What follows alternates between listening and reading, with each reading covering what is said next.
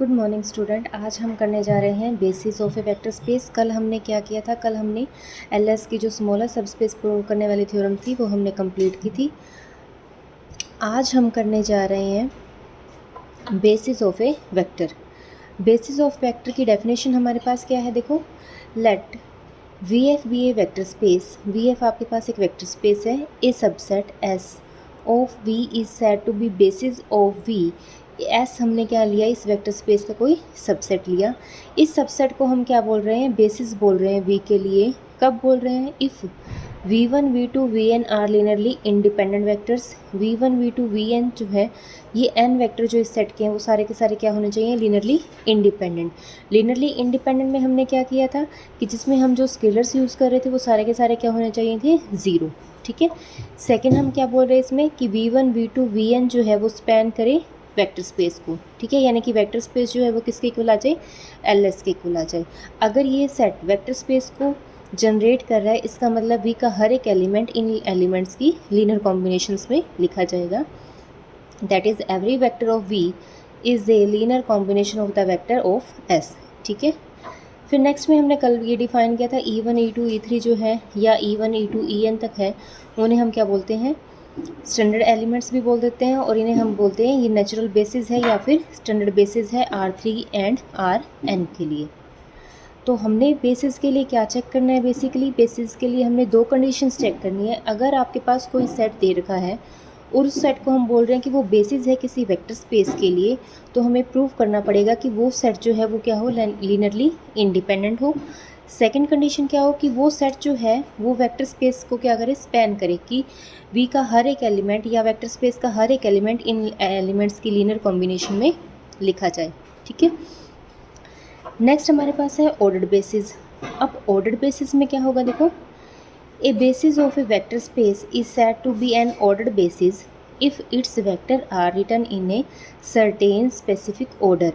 अगर उसके एलिमेंट्स जो हैं वो क्या करें? एक सर्टेन ऑर्डर में लिखे हों। ठीक है। A basis of a vector space is said to be an ordered basis. Basis को हम ऑर्डर्ड बेसिस कब बोलेंगे?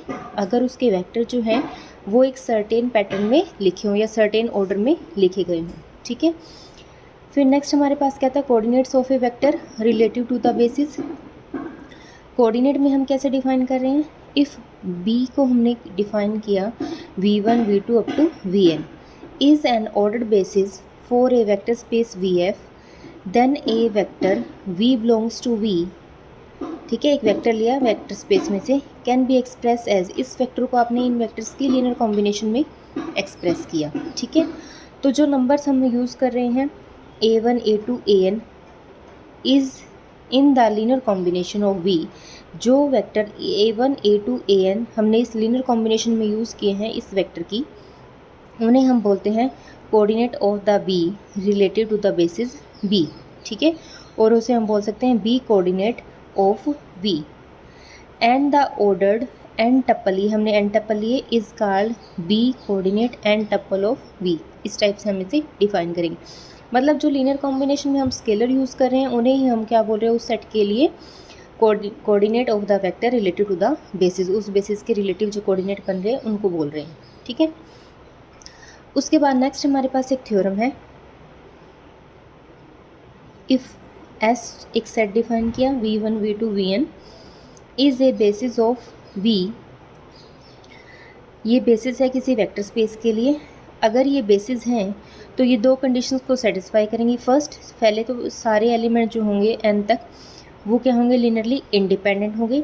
सेकंड कंडीशन क्या है? कि इस वेक्टर स्पेस का हर एक एलिमेंट इन सेट की लीनियर इस सेट के एलिमेंट्स की लीनियर कॉम्बिनेशन में लिखा जाएगा। ठीक है। तो बोलता है कि ये सेट जो है वो बेसिस बन रहा है किसी वेक्टर स्पेस के लिए। Then every element of v can be uniquely express as a linear combination of v1 v2 up to vn and conversely. तो v का हर एक एलिमेंट जो है वो यूनिक वे से लिखा जाएगा इन एलिमेंट्स की लीनियर कॉम्बिनेशन में एंड कन्वर्सली। ये हमें प्रूव करना है। ठीक है। तो इसका प्रूफ देखो, हमारे पास जो सेट S था वो बेसिस बन रहा था ऑफ v के लिए। Then each v belongs to v can be express as, तो v वेक्टर स्पेस का हर एक एलिमेंट इन एलिमेंट्स के लीनियर कॉम्बिनेशन में लिखा जाएगा। ठीक है। एंड ए आई जो स्केलर है वो हमने फील्ड में से लिए। ये हमारे पास इक्वेशन फर्स्ट आ गई। अब हमें ये बोलना है कि v जो होगा वो यूनिक वे से एक्सप्रेस किया जाएगा।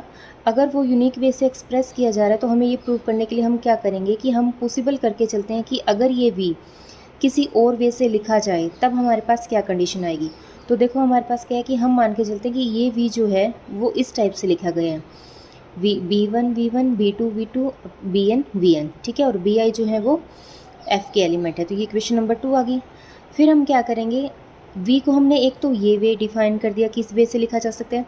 सिमिलरली v को हमने इस वे में भी डिफाइन कर दिया कि v को हम ऐसे भी लिख सकते हैं।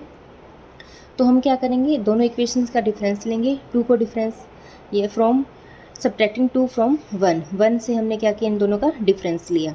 डिफरेंस लेंगे तो हमारे पास यहाँ पे तो ये जीरो वेक्टर बन जाएगा और इनके कोफिशिएंट्स क्या आ जाएंगे, a1 minus b1 into v1 plus a2 minus v2 into v2 up to an minus vn into vn, ठीक है। अब वेक्टर जो थे वो हमारे पास क्या थे, बेसिस थी। अगर ये बेसिस हैं तो ऑब्वियस सी बात है ये एलिमेंट क्या होंगे, लीनियरली इंडिपेंडेंट होंगे। अगर लीनियरली इंडिपेंडेंट है तो ऑब्वियस सी बात है हमारे पास ये जो कोफिशिएंट्स आएंगे ये क्या होंगे, ज़ीरो आ जाएंगे। तो इसका मतलब कोफिशिएंट्स अगर ज़ीरो हैं तो कोफिशिएंट्स ज़ीरो होने का मतलब क्या है कि a1 किसके इक्वल आएगा, b1 के, a2 b2 के, सिमिलरली an bn के इक्वल आ जाएगा। इसका मतलब v का हर एक एलिमेंट एक यूनिक वे से लिखा गया इन एलिमेंट्स की लीनियर कॉम्बिनेशन में, ठीक है। सेकंड हमें क्या प्रूव करना है, सेकंड हमें प्रूव करना है let each element of v can be uniquely express as a linear combination of vector v1 v2 vn, ठीक है। v का हर एक एलिमेंट जो है वो लीनियर कॉम्बिनेशन में लिखा गया है इन वेक्टर्स की। तो हम बोल रहे हैं कि अगर जीरो एलिमेंट हम v में से ले रहे हैं तो जीरो को हम लिख रहे हैं a1 v1 a2 v2 up to an vn और ai हमने फील्ड में से ली गए हैं, ठीक है। अगर ज़ीरो को हम इस वे में लिख रहे हैं तो ऑब्वियस सी बात है सारे कोफिशिएंट्स क्या होंगे, ज़ीरो होंगे, ठीक है। तो a को हमने यूनिक वे से एक्सप्रेस कर दिया और इसमें सारे कोफिशिएंट्स आपके पास क्या आ जाएंगे, ज़ीरो। अगर सारे कोफिशिएंट्स ज़ीरो आ गए तो सेट आपके पास कैसा प्रूव हो गया, लीनियरली इंडिपेंडेंट का, ठीक है। तो हमने इस टाइप से सॉल्व करना है कि पहले हम क्या करेंगे, अगर v हम एक्सप्रेस कर रहे हैं तो उसे हम यूनिक वे से प्रूव करेंगे। सेकंड में अगर हम ये बोल रहे हैं कि अगर वो यूनिकली वे से एक्सप्रेस हो रहे हैं तो वो सेट कैसा होगा, लीनियरली इंडिपेंडेंट का। नेक्स्ट थ्योरम है existence theorem. There exist a basis for each finitely generated vector space. Finitely generated vector space हमने किया था, ठीक है। हम बोल रहे हैं कि there exist a basis for each finitely generated vector space. जो फाइनाइटली जनरेटेड वेक्टर स्पेस होगा उसके लिए एक बेसिस एग्जिस्ट करेगी। या फिर ऐसे भी आ सकती है स्टेटमेंट, इफ़ एस जो है आपके पास सेट दे रखा है एन वेक्टर्स का, स्पैन ए वेक्टर स्पेस, ये सेट जो है वो स्पैन करता है किसी वेक्टर स्पेस को, then there exist a subset of S which is a basis of V. जो बी के लिए क्या, एस के लिए क्या बन रहा है, बेसिस बन रहा है, ठीक है। Subset of S which is a basis of V, वो वी के लिए क्या बन रहा है, बेसिस। अब बेसिस के लिए हमें दो ही कंडीशंस चेक करनी है। पहले तो ये सारे के सारे एलिमेंट क्या हो, लीनियरली इंडिपेंडेंट हो और ये जो सेट है वो स्पैन कर जाए पूरे वेक्टर स्पेस को, ठीक है। तो सबसे पहले हम क्या लेके चलेंगे प्रूफ में, if S is linearly independent. अगर एस लीनियरली इंडिपेंडेंट हम लेके चले हैं then the element of S, मतलब कि v1 v2 vn form a basis of v। अगर सेट लीनियरली इंडिपेंडेंट है तो ऑब्वियस सी बात है ये सेट बेसिस बनाएगा v के लिए, ठीक है।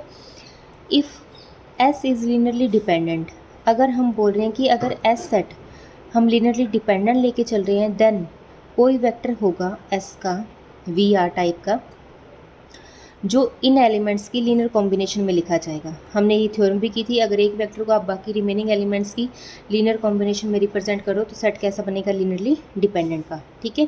तो सेम हमने वही किया, एक वी आर एलिमेंट एस में से लिया, ठीक है, उसको हमने एक्सप्रेस कर दिया linear combination of the remaining vector v1 v2 vr-1 vr+1 up to vn तक, ठीक है। नेक्स्ट में हमने क्या बोला, as each v belongs to v is a linear combination of the vector therefore some scalar ai exist, ठीक है, जो फील्ड में से होंगे। अब नेक्स्ट में हमने क्या किया, देखो पहले तो हमने v को डिफाइन किया, v को हमने क्या किया, इन n एलिमेंट्स की लीनियर कॉम्बिनेशन में लिख दिया, ये इक्वेशन फर्स्ट आ गई। सेकंड में हम बोल रहे थे कि vr जो है वो लीनियर कॉम्बिनेशन है रिमेनिंग एलिमेंट्स की, तो vr को भी हमने vr को अलग किया, बाकी सभी एलिमेंट्स को क्या लिख दिया, लीनियर कॉम्बिनेशन में लिख दिया, ये इक्वेशन नंबर 2 बन जाएगी। फिर आपने क्या किया, वी आर का जो रिज़ल्ट है वो यहाँ पे पुट किया इस फर्स्ट इक्वेशन में, ठीक है। अब वी का रिज़ल्ट ये था, आर की वैल्यू आपने वहाँ पे पुट कर दी, वी आर का जो रिज़ल्ट था वो वी आर का रिज़ल्ट ये था सारा का सारा यहाँ तक, ठीक है। और प्लस में क्या आ जाएगा, बाकी A R plus 1 V R up to A N V N तक। फिर नेक्स्ट में हमने क्या किया, इनके सारे कोफिशिएंट्स इकट्ठे किए हैं, V1 वाले इकट्ठे कर लिए, V2 वाले, VR-1 VR+1 और Vn तक सारे इकट्ठे कर लिए। अब वो हमने क्या डिफाइन किया कि V को हमने एक्सप्रेस कर दिया इन एलिमेंट्स की लीनियर कॉम्बिनेशन में। अगर VR को आप लीनियर कॉम्बिनेशन में रिप्रेजेंट कर रहे हो, ठीक है, बाकी रिमेनिंग एलिमेंट्स की, does this show that on removing an element V R from S, अगर आप एस के अंदर से ये एलिमेंट को रिमूव भी कर रहे हो, then the remaining set V1 V2 VR-1 VR+1 up to Vn तक स्टिल स्पैन V, फिर भी वो क्या करेगा, स्पैनिंग सेट बनेगा उस वेक्टर स्पेस के लिए, ठीक है। If this subset of S is linearly independent it form a basis of V, और ये सेट जो है वो लिनियरली इंडिपेंडेंट होगा तो वो बेसिस भी फॉर्म कर जाएगा V के लिए, ठीक है। अदरवाइज हम क्या करेंगे, ये प्रोसेस दोबारा से रिपीट करेंगे। ये प्रोसेस हम अगेन एंड अगेन रिपीट करते रहेंगे कि V में से कोई एलिमेंट उठा लेंगे और उसको हम क्या करेंगे, बाकी रिमेनिंग एलिमेंट के लीनियर कॉम्बिनेशन में लिखते रहेंगे, ठीक है। तो उसके अकॉर्डिंग हम क्या करेंगे, जैसे जैसे हम ये प्रोसेस रिपीट करते रहेंगे तो after a finite number of step we get a subset of S which is linearly independent. तो इस टाइप से जैसे जैसे आप हम ये प्रोसेस फॉलो करते रहेंगे वैसे वैसे हम क्या करेंगे, एक ऐसा सेट बना लेंगे, सबसेट बना लेंगे एस का, जो क्या रहेगा, लिनियरली इंडिपेंडेंट, और वो स्पैन भी करेगा वी को और वो बेसिस भी फॉर्म कर जाएगा, ठीक है। तो ये हमारी एक नेक्स्ट एक थ्योरम थी, इम्पॉर्टेंट थ्योरम है। नेक्स्ट हमारे पास एक और है, if S is linearly independent and V जो है वो स्पैनिंग सेट को बिलोंग नहीं कर रहा, then the set S union V is linearly independent, ठीक है। तो सबसे पहले हम क्या लेके चलेंगे, सेट आपके पास कैसा दे रखा है, इंडिपेंडेंट, तो एस के अंदर हमने एन एलिमेंट्स ले लिए, और ये जो यूनियन थी एस यूनियन वी, उसको हमने क्या बोल दिया, टी बोल दिया। हम सपोज करके चलते हैं कि ये जो यूनियन का सेट है एस यूनियन वी का, वो कैसा है, लिनियरली डिपेंडेंट का है।